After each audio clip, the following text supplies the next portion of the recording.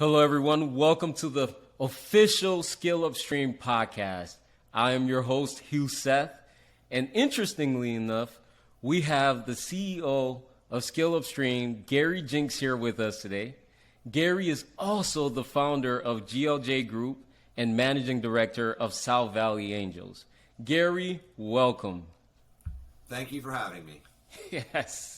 Yes. Well, let's dive in, Gary. Would you mind walking us through your story and how you started ScaleupStream along with GLJ Group and South Valley Angels? Sure, I can do that. So it started when I got out of the U.S. Army. So when I got out of the Army, I decided to go down to the unemployment office. Let me back a little bit. I got out of the U.S. Army, which I was in Monterey, California at Fort Ord. And I had a buddy of mine up here in San Jose who said, hey, when you get out, you're more than welcome to come up here to San Jose and we'll put you up until you get on your feet. And I said, sounds great. So I moved in with them, went down the next day to the unemployment office so I could get some unemployment a little bit, figure out what I want to do. As it turned out, I got hired the next morning. They were looking for people out of the company. So I got hired by one of the largest defense contractors in the United States, building combat vehicles. And I worked with them for 18 years. During that time, I worked and ran their advanced development center. And so I did R&D for 18 years, and that was my introduction to taking an idea from a napkin to production. And we did it over and over and over and over again. So like anything, repeating something makes you good at it. So we did that, and then in 1998, after I decided I'd had kind of capped out at that company, I got interested in the startup model, the beginning of the .com. So I was able to engineer my own layoff, and they gave me a year's salary. So I spent the summer, me and my daughter spent the summer traveling around riding roller coasters around the country. And when we got done with that, I got serious and got into my first startup. And that was kind of that. Well, being the .com, that only lasted about a little over a year, and the .com exploded. And so while I was watching people carry boxes out thinking, my days are numbered here, one of my old cohorts from the defense days had been struggling to get into new markets, and they called me and said, hey, we'd really like to get it. What will it take to get you to come work for us? I said, well, let me see. I'll come. Let's talk. Well, my job was closing down anyway. So I went to work for them, and that was Kaiser Electronics. The first company I worked for was called FMC, which became United Defense, which is now BAE Systems. So Kaiser Electronics was in the aerospace company, and they wanted to move all their products down to ground vehicle type market. And in 3 years, we went from $0 to $18 million a year in revenue. And they were a great company, and they said, wow, great job, Gary. Would love to, take care of you, corner office. What do you think? Well, nothing against Cedar Rapids, Iowa, but I'm thinking San Jose, Cedar Rapids, Iowa. Man, I just don't see that happening. Right. I like it here in the Bay Area. So I launched GLJ Group at the end of 2004. Okay. Still focused on the same thing primarily, bringing innovation. So I went and worked with smaller businesses that were trying to figure out how to apply their products and how to move them into, at that time, primarily DOD or Homeland Security or DARPA and those kind of things. So I did that from 2004 until 2010. And I got a big contract in 2006, which was supposed to be 6 months part-time. As it turned out, it was 2.5 years, 12 hours a day, 6 days a week. Because I wrote 3 proposals for them to build trucks that don't blow up to roadside bombs, and we won all 3 of them. And so we ended up delivering 2,200 MRAP, mine-resistant ambush-protected trucks. They were the big thing that went to the Iraq and Afghanistan because of the roadside bombs. Was this through a government contract? Yep. Okay. Yeah, those were government contracts. I worked for them as a consultant. But they were the old company I used to work for. They were FMC, BAE. They were BAE Systems at that time. Right. So they brought me back as a consultant. And we did that. And we delivered 2,200 trucks, of which ran over about 1,200 roadside bombs. And everybody in every one of those trucks walked out alive. And they'd have been probably dead in anything else. In fact, one of the trucks got into a firefight, and they ended up winning, but a big chunk of the truck got blown off. And they picked that up and said, "This truck saved our life in Basra, da-da-da-da-da." And they emailed that to me and said, "Thank you, Gary." Anyway, I used to have that on my website. So when that came out of that, when that program came to an end and I was done there, that was in 2009, where the economy was upside down. So when we came out of that, none of the corporates were hiring. So I decided, like any business guy, how do you follow the money? So I said, what's going on in the Silicon Valley? There's always startups. So I started looking at startups and doing a few things, and I noticed that there were some holes in some areas I thought that I could bring some skills to the table. And then in the process of doing that, I had a gentleman came to a talk that I was doing for someone. I go, "Oh my gosh, this is great. I want you to come do talks for us." And that turned out to be Idea to IPO meetup. And so I did talks for them I still do talks for them off and on. In fact, I just finished a webinar for them at noon today. And but anyway, so he did that. So in the process of that, I got a real taste of getting into it, working. And out of that, I formulated that gets us to where we are today. And so I ended up getting more engaged. I've worked with virtually every single incubator, accelerator in the Silicon Valley. It started probably with Plug and Play. I worked with them for a long time. And then in 2011, I launched South Valley Angels. Okay. And that's when I got into the funding side, because I was working with startups, and I said, wow, the big problem they have is funding, so let me go start an angel group. So I started that in 2011 in Morgan Hill. Didn't even know if it'd last for a year, because Morgan Hill is not the hot spot of the Silicon Valley for investing. But here we are, 2021, and we're still going strong. And so that's how I got into South Valley Angels. And then as I was going through that a little bit and working with the incubators, I had a couple opportunities to go work internationally. And so I came up with a concept in my mind that I called it precision innovation. And that really puts the power in the hands of the entrepreneurs, because I always felt that the current startup 1.0, as we call it, that model, the Silicon Valley model, was the entrepreneurs had no control. They stood on Sand Hill Road with a sign that said, "I'm awesome, pick me." Or they applied to Y Combinator, "I'm awesome, pick me." Or if I missed the fall, then I had to wait for the spring. And 6 months in the world of a startup is a lifetime. And I said, man, this isn't the right way to do this. And then I got hired, had some folks reach out to me that knew me from some online stuff, some videos that were on there for me when I was working with Draper University and some of the other folks. They ended up posting videos out there apparently. And I got contacted by a gentleman and said, I watched some of your videos. He came to the States, interviewed me, and he says, "You're exactly what I'm looking for." So he drugged me over to Riyadh, Saudi Arabia. We launched the first corporate innovation center in Saudi Arabia with Saudi Telecom. In 18 months, we launched 21 startups. And so that's when I first rolled out the precision innovation model. Wow, so 18 startups, and you said, 21 startups in 18 months? Correct, and one of them's a unicorn. That is impressive. Now. They're in 4 countries rolling out. 3 of them got acquired. A couple of them kind of floundered around, and then 2 of them got picked up by the government, and they became government organizations. Then a couple of them failed. But anyway, that's the nature. But statistically, I'd say out of the 21, probably 18 of them either got acquired, moved, and had progress and did something. So that brought me to the conclusion that says, if I can do that in Saudi Arabia, I can do it anywhere. Correct. So that was when I started that. And we came back to the States, and the last incubator that we built was in 2019. I helped some groups put that, and that's was SVI Hub, and that was in Sunnyvale. Okay. And then when COVID happened, that kind of shut everything down. So one of the things we did working with the incubators is we had a lot of foreign companies would come to the Silicon Valley, and they'd bring startups with them, and then we'd do the incubation systems here in the Valley. And that's very common. But when COVID came, that came to an end. So we had a group that was coming from Turkey that were supposed to come in April of 2020.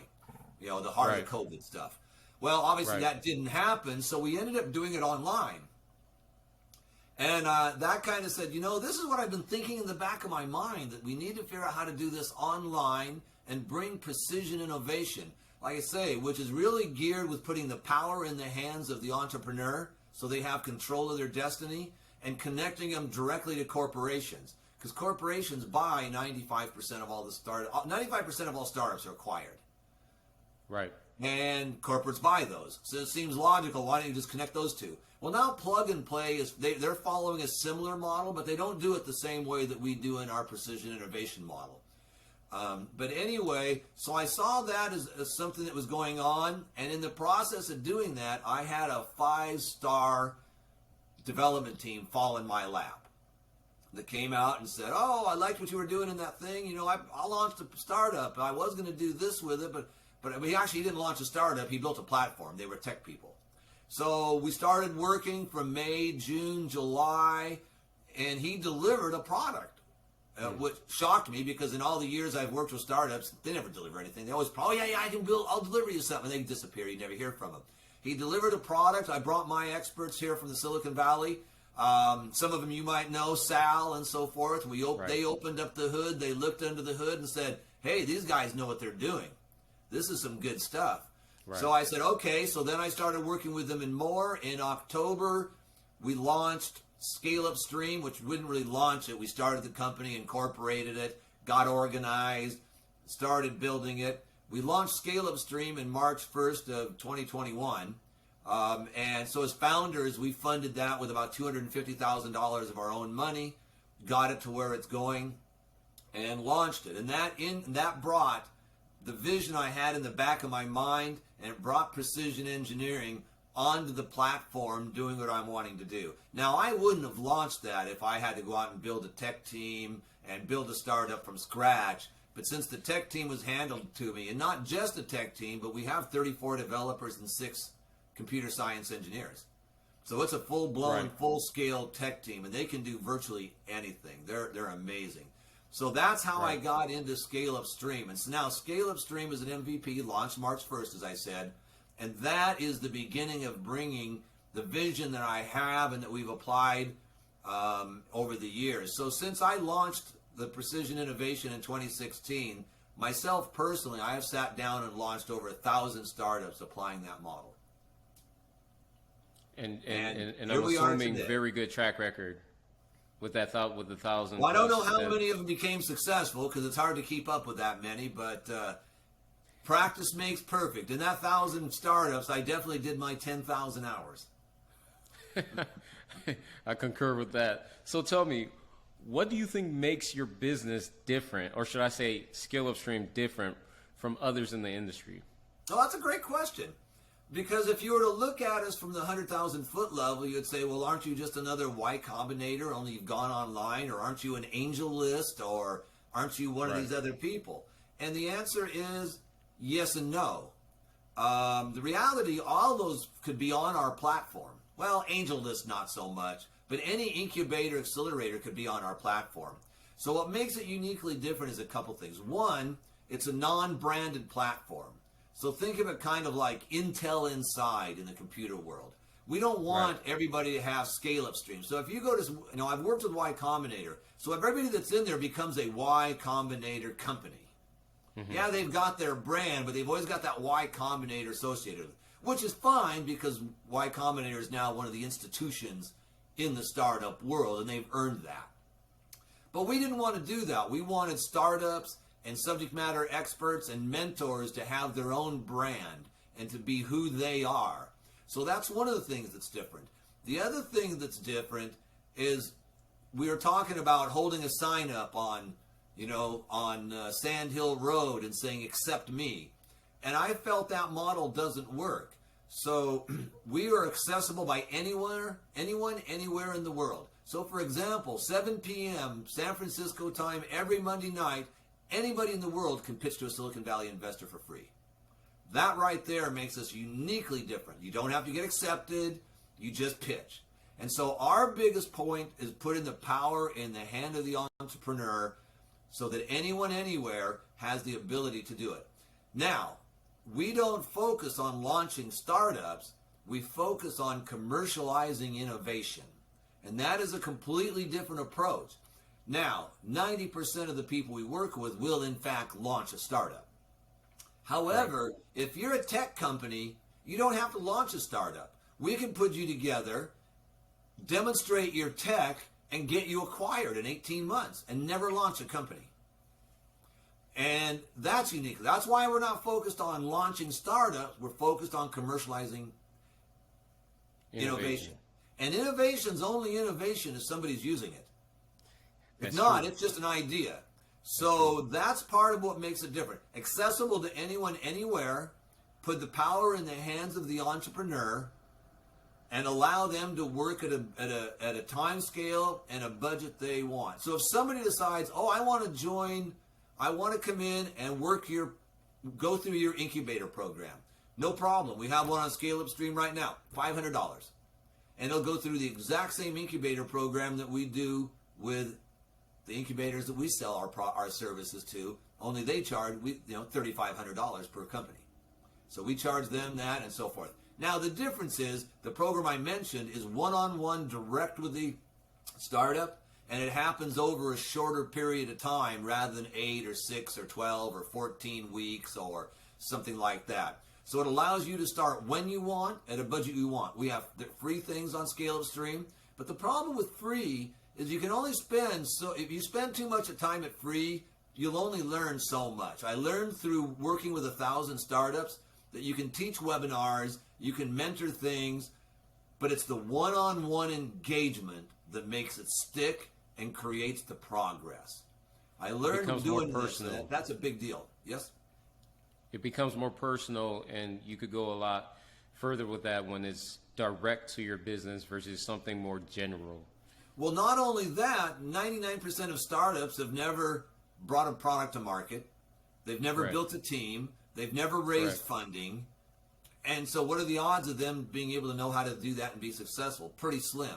So the secret to ScaleupStream that makes it different is if you go to an incubator accelerator, one, you have to be accepted. Two, it's about mentorship. And then at the end of the incubator, you get your demo day. And if you get funded, life's good. But if you don't, you're back out on the sidewalk again. And hopefully you learned enough to be able to go from there. So the other thing that makes us uniquely different is it's about operational execution, not mentoring. Right. Do we mentor you? Absolutely. Do we have mentors? Absolutely. But we build, we move, we make progress. We work with you, and the system allows you to come in at your own speed and what you can do, and we work it through progress. So you hear that 9 out of 10 startups fail. So we have a program that's called Fail as a Startup, Succeed as an Entrepreneur. So that's another piece that makes us different. We have a career path that we're building for entrepreneurs. Many entrepreneurs don't necessarily find they don't do well launching startups, but they got a skill, because guess what? Every startup is hiring. All of them are hiring. They may not be paying, but they're hiring. Correct. And if you're an entrepreneur in the startup model, you understand that. So on ScaleupStream, we make it accessible.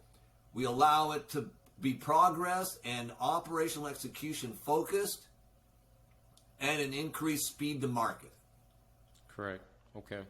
So those are the key differences. So then, Gary, what advice would you give to someone that wants to start a business for the first time?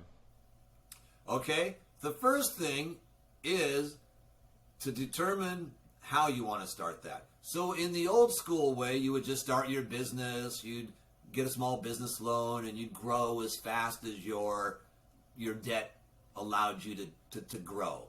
In the startup model, it's about getting funded, rapid growth, and acquisition. That's 95 to 96% of the model that drives the startups.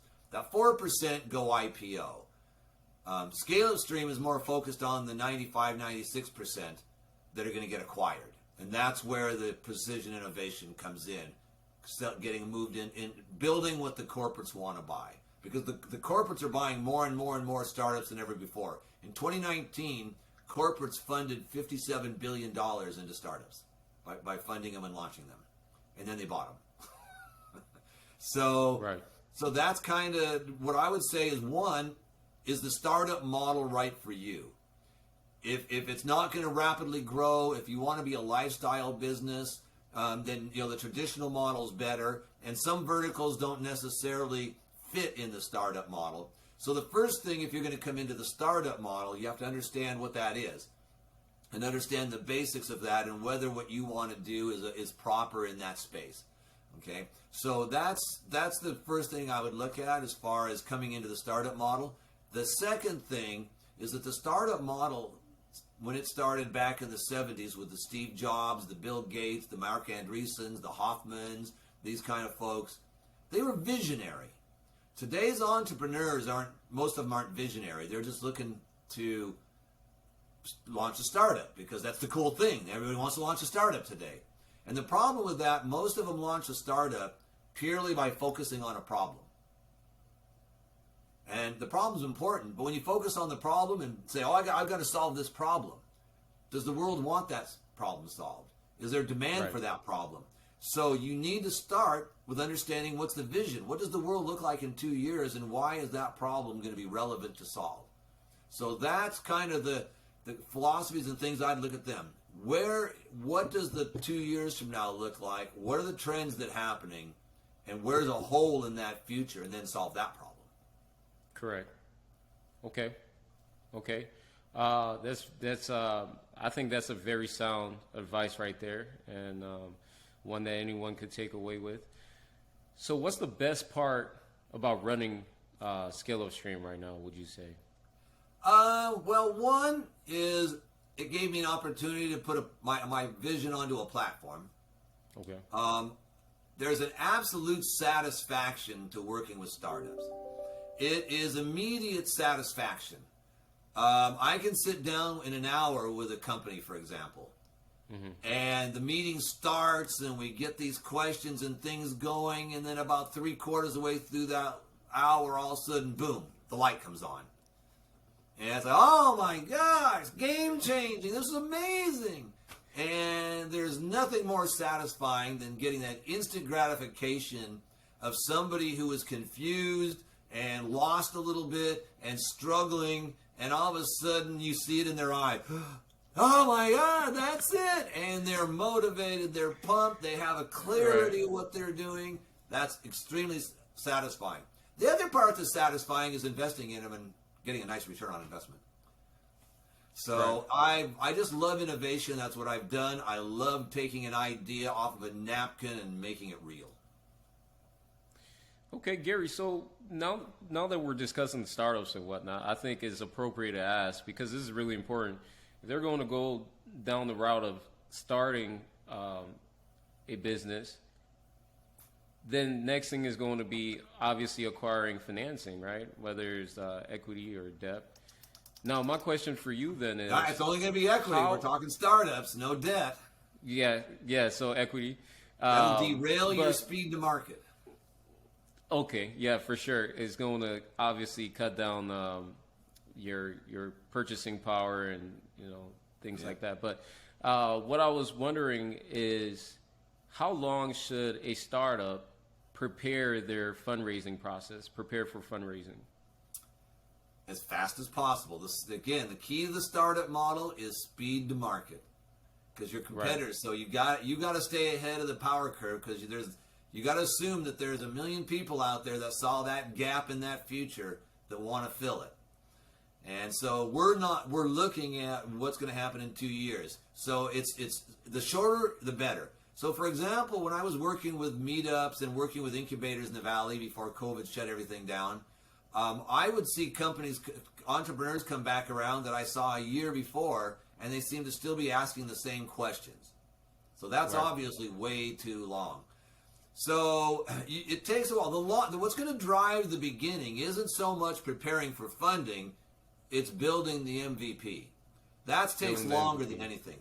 We can sit And why down. is that so important? Oh, go ahead. And why is that so important? Why is that MVP process so important? Well, because the bar has been established now. Without having something, if you come to me as an investor, if you come to me with no MVP or anything, then I don't know if your team can even do what you want to do. Correct. So if you at least have an MVP or a product that's near MVP, I can then look at that and say, oh, your team knows what they're doing. They have the technical chops to build one of these. If I don't have that, I have no clue if you have the technical chops to do it. Because the two most important things that we look for as an investor, number one is financials. If your if the numbers are good, the numbers are good. If the team looks like they can execute it, there you go. Then the numbers are good and the team can do it. Now we can start talking about why now and competition and how to position you to make that all work. So the MVP is the hardest part to get going because it takes the most time. We can sit down and conceptualize your idea into a fundable startup, build your strategic plan, build your financial model. We can do that in a matter of 3 or 4 weeks. Okay. So that's not the hard part. Well, it's the hard part if you've never done it before. Correct. It can take you a year. So what we like to do is say, why take a year? Just come sit down with us. We'll be done in a month. And it'll probably be done closer to right the first time. You never know it's right until, that's kind of like hindsight. Was that right? I don't know. We got funded and we launched it and now it's good. So yes, that was right. So anyway, that's really what that's it. It's the product that takes the most time. Okay. Well, Gary, obviously you're a really busy man, and I know you have a lot on your schedule and plate. So I don't want to hold you much longer than is necessary. My question for you is, before getting off, what finishing remarks do you have for our audience today that they can walk away with, whether it's more information on ScaleupStream or whether it's just some advice? Please leave us with some closing remarks. Sure, let me think about some good stuff here. So I would say the biggest closing remark is to remember that the startup model started with visionary entrepreneurs. Think of the vision. Start with the vision. Don't get lost on just fixing a problem. So when I was working with the 500 startups, or one of our partners in Dubai, he had a great example that he uses, and he's called it penguin hats. So it says, I'm solving a problem. The problem is all penguins have cold heads. So we're making penguin hats. Okay, now, is there any demand for penguin hats? So that's the problem of being visionary versus solving a problem. So the first thing, be visionary. The second thing I would say would be to go out to ScaleupStream. Go to the Monday night open demo night, and if you don't want to pitch, that's fine. If you're not ready to pitch, that's fine. Most of the people that come to the open demo night don't pitch. They sit, they listen, they learn. While you're in there, you can chat, you can meet people, you can build your team. But try to come out to the demo night and get a taste of ScaleupStream. And that demo night is every Monday night at 7 p.m. and you'll meet people from around the world in that demo night. Start there and then work on it. And then if you start getting ready to go, then take advantage of the services and the experts. Attend the webinars. Listen to that stuff. Learn, expand, grow. And don't just do it through ScaleupStream. Just learn and grow and understand how to take an idea from a napkin, how to build a team, how to work with investors, how to leverage an ecosystem. If you're on ScaleupStream, the ecosystem is all in one place. You don't have to go anywhere. So that would what I would say from a ScaleupStream. Use ScaleupStream. It's going to put the power in the hands of the entrepreneur, not the people who decide to swipe left, swipe right. Now, as an investor, I love sitting at the top of the mountain and having the startups come, and I go, swipe left, swipe left. Oh, there's a swipe right. Left, left, left. Love it as an investor, but from an entrepreneur and from the corporate world, it's really not the best model. Right. Creates more of a balance in the playing field. Gary, appreciate you. It has been a pleasure sitting with you today. This has been a very much informational talk here that we've had, and I know for certain that anyone who has the opportunity to listen to this would get a tremendous amount of value. So Gary, thank you. Appreciate having you on today. Thank you for having me. I'm always looking to grow the entrepreneurs and make the system work.